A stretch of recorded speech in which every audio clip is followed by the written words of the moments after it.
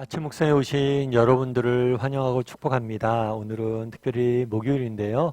어쩌면 목요일은 이번 한 주간에서 제일 힘들고 또 어려운 날일 수 있죠. 그래도 우리가 또 내일이면 또 주말 맞이하고 그러니까요. 힘차게 또 오늘 하루 보냈으면 좋겠고 또 하나님께서 오늘 하루 우리에게 새 힘을 줄 줄 믿습니다. 오늘은 유다와 다말이라는 제목을 가지고 창세기 38장 1절부터 30절까지 말씀을 좀 살펴봤으면 좋겠습니다. 우리 먼저 1절부터 3절까지 말씀을 같이 한번 읽어볼까요? 같이 읽도록 하겠습니다. 그 후에 유다가 자기 형제들로부터 떠나 내려가서 아둘람 사람 히라와 가까이 하니라. 유다가 거기서 가나안 사람 수아라 하는 자의 딸을 보고 그를 데리고 동침하니 그가 임신하여 아들을 낳음에 유다가 그의 이름을 에리라 하니라. 그래서 그 후에라고 시작이 되죠. 그 후는 어떤 일이냐면 요셉의 형들이 요셉을 판 다음이에요. 판 다음에 어떤 일이 있었냐면 유다가 자기 형제를 떠나 내려갔다라고 이야기를 합니다. 오늘 본문에 보면 38장은 유다에 대한 이야기가 나와요.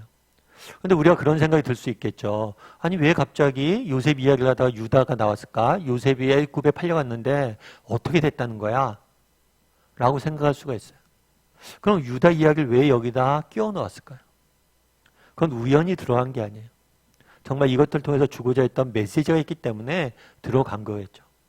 오늘 우선 보면 이렇게 되어 있어요. 유다가 자기 형제들부터 떠나 내려갔다. 형제들부터 떠났다. 이 사실을 통해서 우리가 알 수 있는 게 있어요. 사실은 유다와 나머지 형제들은 어떤 생각을 했어요? 요셉이 없어지기만 한다면 우리 형제들이 더 행복하게 아버지의 인정을 받고 살 거라고 생각을 했어요. 그런데 그렇지 않아요. 그들이 요셉을 판 결과 어떻게 했어요? 가족이 뿔뿔이 흩어지고 있는 거예요. 유다도 어떻게 된 거예요? 형제들로부터 떠났어요. 참 이 형제들로부터 떠났다는 게 되게 대비가 되고 있죠. 유다는 어땠습니까? 유다는 스스로 떠났어요. 스스로. 그런데 요셉은 어떻게 됐어요? 억지로 타인에 의해서 떠났죠. 둘 다 이방 땅에 갔습니다.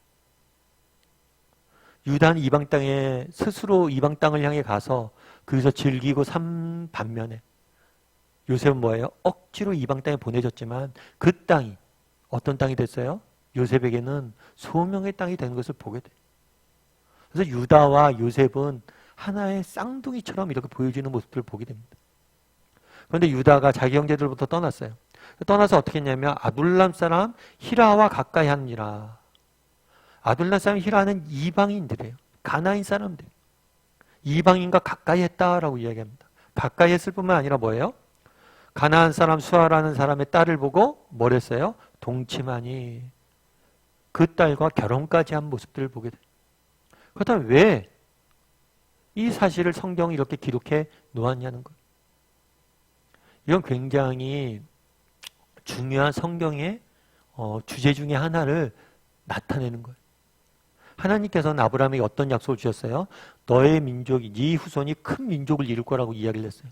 근데 아브라함에게 자녀가 몇 명 있었나요? 2명밖에 없었죠. 그리고 이삭에게도 동일한 약속을 주셨어요. 너의 후손이 정말 아브라함에게 주셨던 약속을 널 통해서 이룰 것이다. 그런데 이삭에게도 누굴 줬어요? 자녀를 둘밖에 안 줬죠. 에서와 야곱. 이제 야곱 때에 대해서야 뭐예요? 이제 자녀도 많아지고 어느 정도 민족을 형성할 수 있는 토대가 형성됐어요. 그런데 민족을 형성한 토대가 형성되자마자 나타난 현상이 있어요. 세겜 사건에서도 보았지만 오늘 유다는 성경에서 어떻게 많이 인식이 되면 영적인 장자로 인식이 돼요.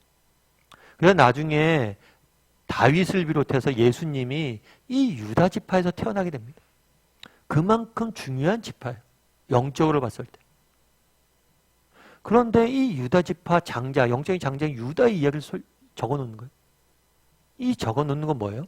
더 이상 이 사람들이 하나님의 백성으로서 구별된 삶을 살지 않고 저 가나안인과 섞여서 가나안 사람처럼 살아가고 있는 모습들을 보게 되는 거예요. 이걸 보여주는 거예요. 나중에 우리가 드러나게 되겠지만 형들이 요셉을 팔아서 요셉이 애굽에 간 것 같습니다. 하지만 요셉을 일부러 하나님께서는 보내신 거예요. 왜 보내셨을까요? 이 구별의 문제. 나중에 이스라엘 백성들이 애굽에 내려갑니다. 내려갔을 때 바로 왕이 물어요. 너희가 직업이 뭐냐? 그랬을 때 요셉이 형들에게 뭐라고 얘기했냐면 목축한다라고 대답하라고. 왜냐하면 이집트 사람들은 목축하는 사람들을 가증히 여겼어요. 그들과 관계 맺는 걸 싫어했어요. 그래서 목축한다고 대답하는 바람에 이스라엘 사람들끼리 모여서 생활할 수가 있게 됐어요. 애굽 사람들과 섞이지 않게. 일부러 애굽에 보낸 거예요. 왜 보냈어요? 이스라엘 민족의 정체성을 지키게 하기 위해서 보낸 거예요, 사실은. 그래서 미리 요셉을 보내는 거예요.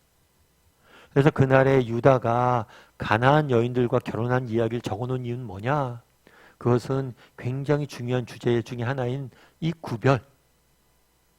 정말 이스라엘 백성이 하나님의 백성으로서 정체성을 갖고 구별된 삶을 살지 못하고 있는 현실에 대해서 보여주기 위해서 이 이야기를 적어놓은 거예요. 그렇다면 우리는 어떠냐는 거예요. 우리는 어때요? 우리도 세상 속에서 구별된 삶을 살고 있나요? 사실 우리가 하나님 믿는 순간 하나님께서는 우리를 천국에 데려가지 않습니다. 이 땅에 두세요. 그러니까 사실은 우리는 이 세상 속에 존재를 해야 돼요. 다만 이 세상 속에서 어떻게 살아야 돼요? 이 세상 사람들과 다르게 살아야 돼요. 구별되게 살아야 돼요. 그럼 우리는 어떠냐는 거예요. 우리는 유다처럼 살고 있어요? 아니면 정말 요셉처럼 구별된 삶을 살고 있어요? 이걸 성경은 묻고 있는 거예요. 너희가 유다로서 사느냐? 아니면 요셉으로서 사느냐? 한번 물어봤으면 좋겠어요. 나는 어떤가? 나는 세상 사람들이 보기에 저 사람은 참 믿는 사람답다. 구별되어 있다. 이런 생각들이 드는지, 정말 구별된 삶을 사는지 한번 돌아봤으면 좋겠어요. 예전에 제가 이제 개척하기 전에는 옥하는 목사님을 모시고 이제 사랑교회 사역을 했었는데요. 옥 목사님 한 번은 설교 때 그런 말씀하셨어요. 그 당시에 어떤 장로님 한 분이 암에 걸려서 굉장히 아프셨어요. 굉장히 아프셨는데 그 장로님을 이제 옥 목사님이 병문안을 가신 것 같아요. 가셔서 이런저런 이야기를 장로님과 이렇게 하고 있었죠.